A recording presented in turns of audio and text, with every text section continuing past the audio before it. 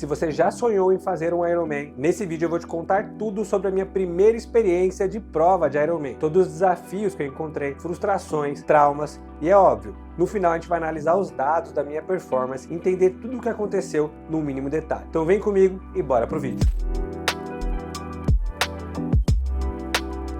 Fala pessoal, bem-vindos a mais um vídeo do canal Iron Data, onde eu compartilho toda a minha jornada de preparação para Ironman com muita análise de dados e inteligência artificial. E no vídeo de hoje a gente vai falar da minha primeira prova de Ironman. Eu imagino que muitos aí devem estar aguardando esse momento. E óbvio, eu vou te contar tudo que aconteceu do início ao fim. Contextualizando a prova, eu tenho me preparado para essa prova nos últimos 6 meses. Tá? Que é o tempo de fato que eu comecei no triatlo. E essa prova que eu fiz foi a Ironman 70.3 de Aracaju, que aconteceu no dia 24 de novembro aí de 2024. E nessa prova eu nadei 1,9 km, pedalei 90 km e corri 21 km. E eu posso garantir para vocês que foi muito mais desafiador do que eu podia imaginar. Foram muitas surpresas e muitos desafios que eu vou falar para vocês aqui agora. Bom, e por que essa prova era mais desafiadora do que o comum? Porque a gente está falando de Aracaju, um lugar com um clima muito quente e com muito vento, o que dificultaria também bastante o pedal. Para me ambientar melhor aí sobre esse clima, eu decidi ir um pouquinho antes. A prova era no domingo e eu fui na quarta-feira à noite para lá. Minha ideia inicial era ir na sexta, né, para competir no domingo, que eu gosto de dormir em casa, mas os locais me disseram que era muito melhor eu ir antes para pelo menos entender como era o calor, e assim eu fiz. Um pouquinho antes da quarta-feira eu comecei a arrumar as malas, e aí a primeira surpresa, é um desafio logístico imenso, você tem que lembrar de absolutamente tudo, né, da sua suplementação, da sua sapatilha, do seu tênis, das meias, dos equipamentos que você vai utilizar no geral, uma bomba para você encher o pneu e muito mais, tá? Então uma mala grande, cheia, além de obviamente o desafio de você conseguir colocar a bicicleta num mala bike, né? Então eu comprei um mala bike, que dizem que é um dos melhores aí do mercado, porque você não precisa desmontar a bicicleta inteira, mas eu não consegui, obviamente, mesmo que o mínimo que precisava desmontar, fazer sozinho, né? Eu sou super iniciante no esporte. E aí, por sorte, eu tinha um amigo que acabou me ajudando nessa jornada. A gente passou aí praticamente o domingo inteiro fazendo essa jornada, que não é uma tarefa simples montar um mala bike. Depois disso, na quarta-feira, quando eu ia para o aeroporto, eu decidi ir com o meu carro, até pelo tamanho aí do mala bike, eu não sabia se ia caber um táxi ou coisa do tipo, né? E vi que o mala bike era enorme e quase que não coube a minha mala. E aí chegando no aeroporto, né, o aeroporto de Guarulhos, a gente sabe que ele é bem grande, eu tive uma dificuldade enorme de ficar levando aquela mala bike de um lado pro outro. Além de que muita parte aí do aeroporto estava em obra, então dificultou ainda mais. Fazendo a parte do despacho, né, tanto da mala quanto do mala bike, foi tranquilo. Eu fui no voo da Latam, não tive nenhuma dificuldade nesse aspecto, né? Só tive que me adaptar e aprender as coisas novas, porque são locais diferentes ali que você faz o despacho. Mas enfim, como iniciante, eu aprendi muita coisa só nesse pequeno início aí da jornada. E aí, chegando em Aracaju, né, o primeiro desafio era montar a bike que foi desmontada. Para facilitar um pouco a logística, eu já tinha contratado já um mecânico, né, junto com o meu pacote de viagens. Então, quando eu chegaria no hotel, né, no outro dia, na quinta-feira de manhã, eu já teria um mecânico me esperando para montar minha bicicleta. E assim foi, isso facilitou bastante. Não sei o que seria se não tivesse um mecânico por lá. E aí na quinta-feira eu decidi soltar as pernas e dar uma corrida no local para sentir o calor. E eu vi que realmente o calor era muito mais forte do que eu imaginava. A sensação térmica de lá parecia que você estava numa sauna, e ali eu já vi que o sofrimento ia ser grande. Mas a minha programação, né, como eu não podia treinar pesado, tinha que treinar muito leve, e era mais para entender o percurso, era na quinta-feira soltar as pernas, né, do voo, dar uma liberada aí fazendo uma mini corrida. Na sexta-feira eu iria pedalar, e pedalar uma parte do percurso, então eu pedalei uns 40 quilômetros aí do percurso que tinha 90. Fui com uma pessoa local, um amigo que me ajudou muito a entender exatamente a parte onde teria vento contra, vento a favor, onde eu podia acelerar, e por aí vai, então foi essencial. E aí na sexta também eu decidi fazer uma fisioterapia com uma pessoa super recomendada do local, fazer algum procedimento na minha canelite, que é um problema antigo, que eu não pude treinar a corrida, praticamente eu treinei um mês para esse Ironman de corrida, então eu tava um pouco receoso, eu tava sentindo dor, porque eu tinha corrido bem leve na quinta-feira, então eu tentei minimizar a dor para que ela não me atrapalhasse aí na minha performance. E no sábado a ideia era fazer o reconhecimento de mar, né, ou rio, né, lá é uma junção entre mar e rio, onde a gente faria esse percurso. A ideia era nadar bem pouco, uns 500 metros, 600 metros, só para entender como eu ia me sentir no local, e eu acabei participando de um treino coletivo lá com algumas pessoas que já conheciam, o que me ajudou ainda mais a criar confiança, né? A natação é o meu ponto mais fraco, então eu tinha que fazer isso de alguma forma, testar a roupa, né? As roupas geralmente de triatlon me apertam bastante, então eu acabei fazendo esse procedimento e me senti muito mais confortável. Também, começando, quando eu cheguei em Aracaju, né, na quarta-feira à noite, eu comecei a fazer o procedimento que a gente chama de carbo load, que é você ir aumentando a quantidade de carboidrato para quando que você chegar na prova você ter um estoque adicional aí para não faltar energia. Geralmente o recomendado aí cientificamente é você começar o carbo load 36 horas antes da prova, mas eu comecei um pouco antes porque eu tava com algumas lesões e o carboidrato poderia acelerar de alguma forma a minha recuperação. Então comecei ali na quarta-feira à noite e aí na quinta aumentei um pouco mais até que eu cheguei no sábado e aí eu aumentei bastante aí a quantidade de carboidrato. Porém na sexta, né, eu já tive um desafio logístico que era o seguinte, né, eu descobri que essa prova ela era incomum, ela tinha 2 pontos de transição. Então quando eu fui retirar o kit, né, de Ironman, enfim, com todos os procedimentos e guias, super bem explicado, super bem organizado, eu vi que tinham 2 sacolas, né, uma de corrida, da transição de corrida e outra de bicicleta. Então eu tinha que deixar uma em cada local e a distância era considerável. E para deixar, né, a bicicleta e para deixar a sacola da bicicleta, você tinha que agendar. Eu fiz o agendamento para sábado. Para entregar o seu kit, né, era tudo agendado, conforme o seu número. Então eu fui verificar o meu número, né, e eu ia fazer aí o meu bike check-in no sábado à tarde. Então, sábado, no período da manhã, eu deixei ali minha sacola de corrida, depois, na parte da tarde, eu fui deixar minha bicicleta, tá? Então, já não era uma tarefa simples, porque você tem que lembrar de muita coisa, suplementação, às vezes remédio, meia, o que fica em cada um, né, de termos de equipamento, óculos de sol, boné e por aí vai, tá? Então, você tem que lembrar de uma série de coisas, é importante fazer um checklist nessa hora, porque quem é novato fica com muito medo de esquecer alguma coisa. E esquecer alguma coisa não tem como colocar depois, tá? Então, é por isso que é importante você ver inúmeras vezes tudo que você colocou, e vocês vão ver, inclusive, muitos erros que eu cometi em relação a isso. Bom, e no sábado minha estratégia era dormir bem cedo, dormir umas 6h30, 7 horas, né? Jantar super cedo, eu jantei umas 6 horas, porque no outro dia, no domingo, a gente tinha que acordar às 2 horas da manhã, porque o ônibus saía do hotel 3h45 da manhã, é isso mesmo, tá? Então o primeiro desafio de fazer um Ironman é ter que acordar muito cedo. Nesse em especial, tinha que acordar mais cedo, porque a largada era às 5h30 da manhã, e a largada era longe de praticamente todos os hotéis, tá? Então as pessoas tinham que acordar cedo para chegar até lá, ver se tá tudo certo com a sua bicicleta e por aí vai. E aí chegamos na natação, o meu grande trauma, né? Eu aprendi a nadar agora, né? Adulto, 6 meses atrás, e vocês não têm noção da quantidade de gente que tem naquela largada, né? E aí a minha estratégia foi sair lá na frente, porque mesmo se eu fosse atropelado, eu não ia ficar tão desesperado assim do que ficar sozinho lá atrás. Não sei se foi uma boa estratégia, mas foi a que eu desenhei, até porque me disseram que quanto mais tarde, mais corrente teria. Então eu decidi fazer também por causa disso. E logo no início comecei, estava tranquilo, mas logo na primeira boia, indo da primeira para a segunda, né, eu tomei um tapa na nuca de um japonês nadando e ali eu já me assustei e ali minha frequência cardíaca já disparou e aí eu já vi que seria um longo dia, né, que duraria muito mais do que eu imaginava. E aí obviamente aí você perde a técnica e aí você perde a respiração, você desincroniza tudo e foi exatamente o que aconteceu comigo. Então ali foi uma parte ali do dia muito complicada, onde eu pensei sim, obviamente, em desistir, mas num curto espaço de tempo, mas segui e decidi não olhar no relógio por uma questão de tempo, né, da natação, que era o que mais me preocupava, porque eu não tenho técnica, então minha natação acaba tendo um tempo um pouco maior aí do que os demais. Mas, mesmo assim, eu concluí a natação com sucesso. No final, até dei um sprint ali, melhorei um pouco o ritmo, que eu senti que tava chegando perto, né, então você vai acelerando para chegar o mais rápido possível. E aí, logo quando eu saí, eu pisei alguma coisa que eu não sei o que, e eu cortei o meu dedão um pouco fundo, mas no calor da emoção eu não percebi muito bem, eu senti uma ardência, mas segui o jogo ali. E fui para a primeira transição. Essa primeira transição ela já é um pouco mais complexa, porque você precisa lembrar de colocar sapatilha, tirar a roupa de borracha, que não é uma tarefa simples, colocar capacete e pegar o que tiver que pegar ali na sua sacola de transição de bicicleta. E ali eu me enrolei um pouco, principalmente na hora de tirar a roupa de borracha, de colocar a sapatilha, você tem que correr com a sapatilha, aí você tem que andar aí com a sapatilha, com a bicicleta pro lugar onde você já pode montar na bike, né? E eu acabei demorando muito mais aí do que o esperado. Depois vocês também vão ver nos números e eu vou dar algumas explicações do porquê que eu acho que eu demorei muito mais do que devia e vou dar também alguns benchmarks de quanto que as pessoas demoram aí nesse processo em si. Chegando na bicicleta, eu tava super confiante, é um dos meus pontos fortes, né? Eu tinha ali um planejamento em termos de potência também, que a gente vai falar de números. E aí quando eu subi na bicicleta, tive que fazer uma curva, né, no percurso, subi uma ponte e aproximadamente com 5 ou 10 quilômetros eu ia tomar uma dose de carboidrato. Eu tinha levado carboidrato em pó, né, então eu misturei com água, eu tava com 2 garrafas. O meu planejamento era o seguinte, eu tinha 2 garrafas de carboidrato, uma com um pouquinho menos de carboidrato, uma com um pouquinho mais, tinha eletrólitos também em pó misturado na minha água e tinha uma outra parte de água que fica integrada com o meu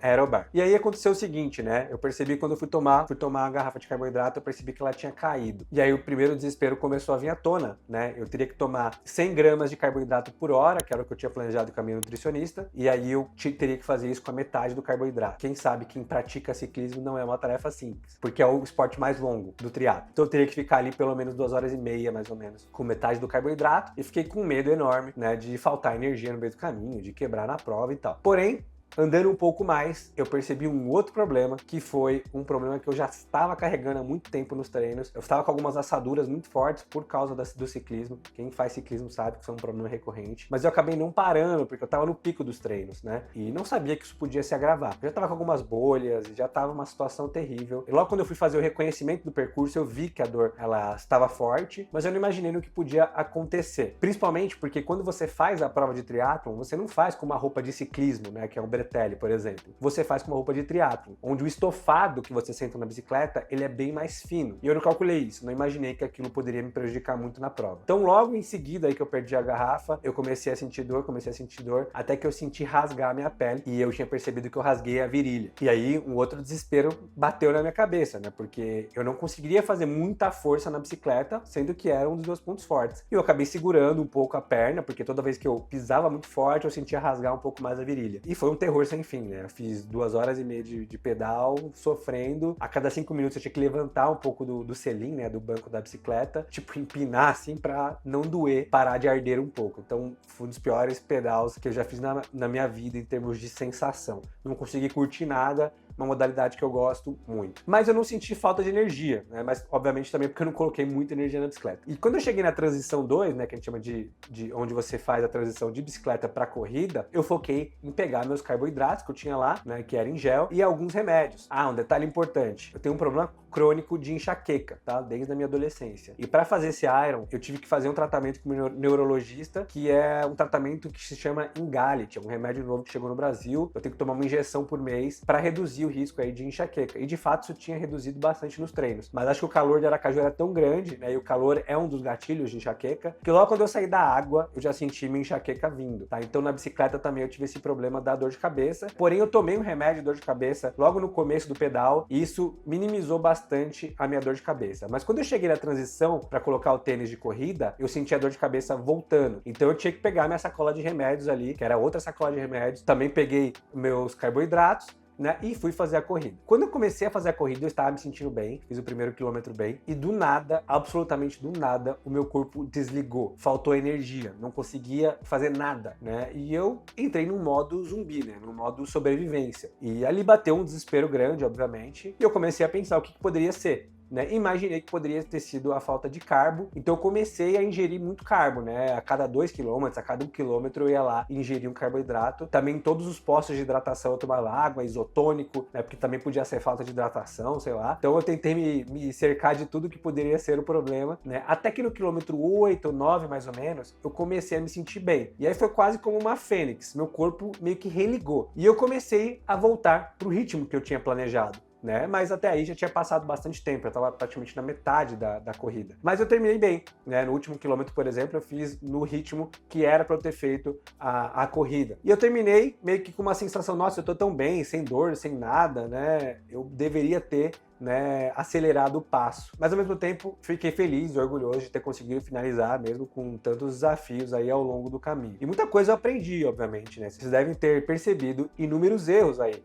E acho que o principal era colocar carboidratos extra, né? É uma coisa básica. Eu podia imaginar que cairia uma garrafa. Às vezes acontece isso num treino. Mas eu, como um principiante, acabei não pensando nisso e acabei pagando o preço na corrida. Em linhas gerais, né? Eu tinha uma expectativa, que a gente vai ver aqui também nos números, que foi gerada com inteligência artificial, inclusive, e acabei não atingindo ela. Fiquei um pouco acima, mas aprendi bastante coisa e é isso que eu quero compartilhar com vocês aqui agora. Então esse foi o meu primeiro Ironman, né? Muitas lições ficaram no caminho e muitos dados foram gerados. Então é nisso que a gente vai agora se aprofundar. E vocês vão ver que interessante que os dados contam a mesma história que eu acabei de contar para vocês. Então vamos lá. Falando primeiramente de expectativas, tá? Eu tenho utilizado bastante inteligência artificial para analisar as minhas atividades, ou seja, projetar e calcular um tempo possível de término de prova. Então, vocês vão notar que aqui no final de outubro eu fiz essa última análise. E nessa última análise, a inteligência artificial, né, no caso o ChatGPT, que eu utilizei para essa análise, me deu um tempo estimado de 4 horas e 55 minutos, né, sendo que a minha meta era ser abaixo de 5 horas. Mas aqui vale ressaltar que não conta o tempo de transição, né, não tem como o ChatGPT projetar aí a minha transição, sendo que em nenhum momento eu fiz transições aqui durante os treinos registradas aqui nos dados, tá? Então, em suma, para eu fazer sub 5, eu tinha 5 minutos aqui para fazer de transição. Um outro ponto importante que para fazer essa projeção, eu tive que setar um tempo, né, de ritmo de corrida, que era o tempo que eu estava executando já nos treinos. Só que eu só tive um mês de treino de corrida nesse ciclo de 6 meses. Isso porque eu estou lesionado aí já há bastante tempo com um edema ósseo na minha canela, né, uma canelite. Então eu acabei conseguindo treinar apenas um mês enfim, não tinham tantos dados para serem usados nessa projeção. Então eu setei o meu pace que eu geralmente estava fazendo nos treinos aí pós uma transição de bike, por exemplo. E aqui estão os meus tempos, né? Eu fiz a natação em 46 minutos, a primeira transição em 6 minutos, fiz a bicicleta em 2 horas e 34, fiz a segunda transição em quase 5 minutos e fiz a corrida em 1 hora e 55. Isso é o que eu tenho aproximadamente aqui, né, registrado. Vale ressaltar que esses registros eles são feitos através de um sensor que você coloca no seu calcanhar. Então você ganha uma espécie de sensor quando você vai competir o Ironman e você coloca no seu calcanhar para esses registros serem feitos aqui. Dito isso, vamos analisar aqui o que a inteligência artificial me disse e vocês vão notar que os tempos são muito parecidos. Então na natação aqui tinha uma projeção de 44 minutos e eu fiz em 46 minutos, tá? Vocês vão notar também que quando a gente analisar outros dados mais detalhados, tem algumas diferenças de minutos, porque, enfim, o relógio ele marca de um jeito, esse sensor do Ironman ele marca de outro, tá? Mas as diferenças são mínimas aí. A bicicleta eu fiz em 2 horas e 34 e a projeção era 2 horas e 36. A grande diferença aqui ficou na corrida, onde eu fiz em 1 hora e 55 e a projeção era 1 hora e 35. Esses são os números que a gente tem. Na transição, né, os números estão altos, então a gente vai ver que também isso impactou bastante, tá? A gente tá falando basicamente de 11 minutos de transição, só para dar um benchmark para vocês, né? As pessoas avançadas no esporte fazem as duas transições em algo em torno de 3, 4 minutos no máximo, tá? Então, acabei gastando muito mais do que devia, né, em relação a esses dois pontos aqui. Agora a gente vai para a parte mais interessante. A gente vai analisar os dados de cada modalidade que eu executei dentro dessa prova. Então aqui começando com a natação. Vocês vão notar que aqui eu fiz em 45 minutos, sendo que no sensor da Ironman eu fiz em 46 minutos. Então tem 1 minuto aqui de diferença, não é nada muito expressivo, tá? Bom, vamos lá. Vou colocar aqui na distância para ficar mais fácil vocês entenderem aqui as narrativas. Então, o que a gente vai notar aqui, né? Eu tive uns picos de frequência cardíaca. E notem em que momento que foi, a gente tinha exatamente uma boia aqui, né? Era a segunda boia perto dos 600 metros, tá? Então, eu tive um pico aqui de frequência cardíaca exatamente quando eu relatei para vocês que eu tomei alguns tapas, né? Eu tomei um tapa na nuca e depois eu fui apanhando do início ao fim, né? Então, eu demorei bastante, ó, demorei mais de 300 metros para conseguir voltar para minha frequência cardíaca anterior. O que é péssimo, né? Porque eu acabei cansando muito mais do que devia nessa metragem aqui. Depois eu tive algum outro pico que provavelmente foi dando voltas, né, nas boias, que você tem que circular. E no final também. O final, basicamente aqui, quando eu percebi que eu estava chegando, então provavelmente eu comecei a acelerar um pouco o ritmo e minha frequência voltou a subir, tá? Então, passando aqui de 1.400 metros e aí depois a gente dá uma estabilizada novamente, tá? Então, na natação não tem muito segredo. Eu tive uma variação de ritmo aqui, provavelmente aconteceu porque eu estava parando em todo momento que eu tomava alguma pancada, né? Eu não conseguia nadar direto por N motivos, né? Eu precisava navegar, então às vezes eu precisava olhar ali para frente. N vezes eu tomei pancadas ali, seja no pé, seja na cabeça, e eu não estou adaptado nem acostumado com isso, né? Eu estava acostumado com isso no MMA, aqui no triatlon não. Então as pessoas batiam e continuavam normal, tá? E quando eu batia também, em alguma parte das pessoas também continuavam normal. Então é algo que eu preciso me adaptar e se acostumar se eu quiser ter melhores tempos. Mas, de qualquer forma, o tempo ficou dentro do previsto. A natação é um esporte que eu sou muito novato, não tenho muita técnica, então naturalmente eu faria um tempo ruim nesse cenário. Ainda tenho muito para melhorar e muito para evoluir aqui na natação. Chegando no segundo esporte, né, na bicicleta, onde eu relatei para vocês aí que eu tive uma transição um pouco mais demorada do que o normal, principalmente porque eu peguei remédios, tomei remédio, enfim, e coisas do tipo. Aqui estava tudo certo. Se vocês notarem o tempo, né, eu fiz em 2 horas e 33. Aqui o sensor do Ironman fala 2 horas e 34 e na previsão aqui da inteligência artificial 2 horas e 36. Então eu fiz conforme o previsto em relação ao tempo, mas nem tanto. A minha velocidade média ela foi boa, porque eu fiquei na posição aerodinâmica o tempo todo, então isso facilitou bastante. Como eu sabia que tinha muito vento, eu tinha que ficar muito otimizado na bicicleta. Mas o meu parâmetro principal, né, era a potência. E eu fiz a pior potência que eu podia imaginar. Para vocês terem uma ideia, né, a potência normalizada que eu estava fazendo durante os treinos, né, era em torno de 230, 240 watts. Eu acabei fazendo uma potência aí em torno de 180, 190 e coisas do tipo, tá? Então, se você olhar que a minha potência normalizada, ela ficou em 190 watts, ou seja, 30, 40 watts a menos do que eu estava acostumado nos treinos, que foi um resultado terrível. Mas aí tem N motivos, como eu já comentei anteriormente. Logo no começo do pedal eu tive as questões com a falta de carboidrato e com a minha virilha ter estourado. E eu acredito que teve um outro motivo que acabou influenciando nessa baixa potência. Como eu cheguei bem atrás na natação, eu peguei a bicicleta e comecei a passar todas as pessoas. Para vocês terem uma ideia, eu fiz uns 90 km, ninguém passou de mim na bicicleta nesses 90 km. Então eu achava na minha cabeça que eu estava forte. Eu até olhava o meu ciclo computador, que ele dava o número de potência, e aí eu olhava às vezes, estava 200, 210, então eu achava de alguma forma que eu estava numa potência adequada e planejada. Por essa percepção de velocidade passando as pessoas. Mas não era. Né? Na verdade, como eu saí muito atrás da natação, depois de analisar os dados, eu percebi que minha bicicleta não foi boa. Foi muito pior do que eu podia ter imaginado. Se eu tivesse colocado a potência que era para eu ter colocado aqui, provavelmente eu diminuiria algo em torno de 10 minutos aqui, tá? Que é algo considerável. Aqui foi meu primeiro erro, né? E enfim, tem N fatores, mas acho que o principal é não ter conseguido fazer força aí na virilha e também essa questão de percepção, né? De achar que tava passando todo mundo, então tava tudo bem, mas não tava. As pessoas que estavam lá na frente, elas eram mais fortes. Então, essa é a lógica que eu deveria ter utilizado no triatlo. Aqui, como é um esporte que eu me sinto bem, a minha frequência cardíaca, vocês vão notar que ela não fica alta. Então eu comecei num pico muito forte, né? Porque eu tinha vindo da transição e da natação. Então na natação minha frequência cardíaca saltou, na transição também pela adrenalina. E aí eu fui baixando ela ao longo do tempo e controlando cadência também e coisas desse tipo. Então eu fiz uma média relativamente boa, de 153 BPMs aqui. Mas também porque eu não fiz força, né? Então a frequência ela baixou bastante porque eu não fiz muita força, minha potência foi baixa, então é isso que a gente vê. Então a velocidade foi relativamente boa pro esforço que eu coloquei. Essa é a conclusão que a gente pode ter aqui. Mas se eu tivesse feito a potência que eu deveria, né, eu teria feito aí uma velocidade ainda maior e um tempo muito menor. É isso que a gente pode tirar aqui de aprendizado. Por último, na corrida, né, segundo o meu relógio, eu fiz em 1 hora e 55. Segundo o sensor do Ironman, eu fiz em 1 hora e 55 também. E aqui, né, a gente tem um maior gap. Era para eu ter feito em 1 hora e 35, se a gente projetasse pelos dados de treinamentos aí recente. Bom, e aqui a gente vai começar a entender algumas coisas interessantes da corrida. Primeiro ponto, vocês vão notar que eu comecei num ritmo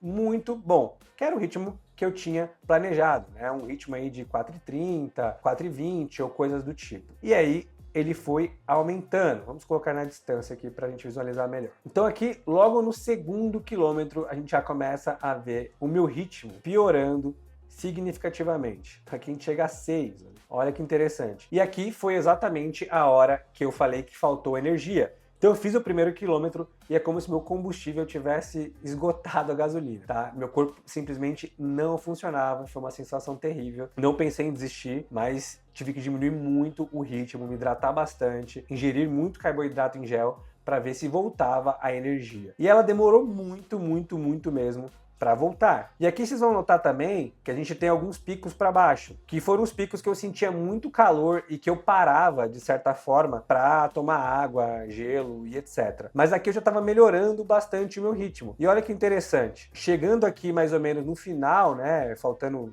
6, 7 quilômetros mais ou menos, eu já estava melhorando, só que eu tinha que parar, né? E aqui eu decidi ir um pouco mais direto. E aí o meu ritmo começou a ficar mais adequado, mais próximo do que eu queria fazer. Até que eu finalizei aí a 13, né? Então, é exatamente aquela história que eu comentei com vocês. Faltou muita energia, meu corpo começou a responder, eu tive algumas pausas aqui, né? Mas quando eu olhava no relógio, eu tava num pace interessante. Lá, como era muito calor, tinha que parar em todo o posto de hidratação, colocar gelo nas costas, jogar água na cabeça. Então, era algo que não era negociável, né? Você não conseguia correr direto o tempo todo. Mas eu acabei terminando bem. E minha frequência cardíaca, obviamente, quando eu fui acelerando o passo, ela foi aumentando. Mas notem aqui o porquê que, segundo a minha análise, né, e segundo a análise do meu coach, essa queda da frequência cardíaca, ela foi em relação a uma queda brusca de energia, né? Até porque se fosse alguma coisa relacionada à temperatura do corpo ter aumentado, a frequência cardíaca se manteria, né, na mesma média ou teria aumentado, né? E meu pace também poderia ter diminuído, tá? Então a conclusão aqui é que foi algo relacionado aí à falta de energia mesmo. E por fim, quando eu analiso a corrida como o principal gap aí que eu tive aí nessa prova, né, eu também considero que seja falta de ritmo, né? Como eu disse algumas vezes nesse vídeo, eu estava lesionado e eu consegui treinar apenas um mês, né, de corrida para essa prova. Então, obviamente, o corpo não estava 100% adaptado, né, na transição 2, né, de bicicleta para corrida. Eu fiz pouquíssimos treinos relacionados a isso, então, naturalmente, o meu corpo iria sentir e sentir, tá? Então, acho que na corrida teve esse erro do carboidrato e teve essa falta de ritmo natural aí de quem acabou treinando pouco em relação à corrida. E agora a gente vai ver também os efeitos disso de recuperação. Olha que interessante. No dia da prova, né, quando eu acordei com 70% de sleep performance, o que é ok, né? Num dia de prova, você fica ansioso, você dorme um pouco pior. Meu recovery acordou péssimo, 43% no dia da prova. E o meu strain, ou seja, a minha atividade intensiva que eu fiz foi a prova, eu bati 20.7, sendo que o limite aqui é 21, tá? Então eu cheguei muito longe aqui do limite em relação ao meu corpo. Nos dias anteriores da prova, eu também estava com recovery muito ruim. E eu imagino que seja por causa do meu sleep performance. Como vocês podem ver, o sleep performance estava bem prejudicado. Eu durmo mal, geralmente, quando eu estou longe de casa. Teve um dia que eu estava bem aqui, mesmo que o sleep performance é ruim, mas provavelmente é porque eu não treinei no dia anterior. Mas na semana da prova, eu estava sentindo a minha imunidade baixar. Dizem que isso é comum, tá? Na semana da prova, porque você vem de um pico muito forte de treinamento. Então você tem que ficar muito atento com a imunidade. Mas eu tomei algumas medicações aqui e me senti melhor. Então no dia da prova, eu estava me sentindo bem de saúde, tá? Não tive nenhum problema relacionado a isso. Mas eu sabia que o meu recovery ele estava baixo. Então não sei o quanto isso me prejudicou, né? Eu só vou saber com mais dados aí no futuro. Mas eu imagino que não muito, tá? Eu já treinei várias vezes com recovery baixo e consegui fazer a entrega dos treinos sem problemas. Então, recapitulando, eu finalizei em 5 horas e 27, sendo que 11 minutos aí foi de transição. A gente teve aqui um gap, né, de expectativa versus realidade de basicamente 20 minutos na corrida e eu tive também transições muito altas, tá? Mas, em linhas gerais, deu para aprender muita coisa, principalmente de como o meu corpo funciona nessa distância. Questões fisiológicas são muito importantes, você precisa adaptar o seu corpo para esse tipo de coisa. Além disso, por ser minha primeira prova de Ironman, 70.3, você fica mais nervoso, porque você não quer esquecer de nada, você quer fazer o que você fez de treino. Então a lição que fica agora é fazer mais provas, pegar mais ritmo, né? Continuar treinando da forma que eu venho treinando, né? Num ritmo forte e seguir a consistência que eu tenho e continuar analisando os dados, como vocês podem ver aqui, que eles são um grande auxílio, né? Pra gente entender de fato e concluir as nossas histórias, né? Porque uma coisa é você pensar o que pode ter acontecido, outra coisa é você vir aqui e conseguir ver de fato, né? Como os dados correspondem a isso. Minha missão aqui era mostrar para vocês, né, um pouco dos desafios da prova, um pouco dos dados. Então eu espero que vocês tenham gostado desse vídeo. Se você gostou, deixa um like, já se inscreve aqui no canal para acompanhar os próximos vídeos, que vão ter muito mais provas, tá? Esse foi só meu primeiro Ironman 70.3. Ainda vai vir o Ironman Full, que é o dobro da distância. Ainda vão vir outras provas que vou fazer nas próximas semanas. E com isso, vão vir muitos mais dados para a gente conseguir analisar e aprender juntos. Espero que tenham gostado. Então é isso e até o próximo vídeo. Valeu!